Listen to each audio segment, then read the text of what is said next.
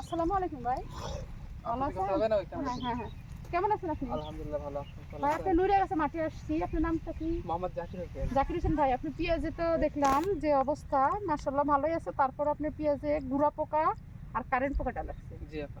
হ্যাঁ, আপনি তো অনেক চেষ্টা করতেছেন কিন্তু ভালো করতে পারতেছেন না না। না তার জন্য আপনি পেঁয়াজেতে দিবেন এই যে টরি, এবং ঠিক আছে। ধানে কারেন্ট পোকা আসে না, জি জি এই যে ফুতি পোকা, সাদা ফুতি, লাল ফুতি, হ্যাঁ বাদামি ফুতি, আবার হচ্ছে লেদা পোকা, ঘোড়া পোকা, এই টরি দিলে আর কোনো অসুবিধা হবে না।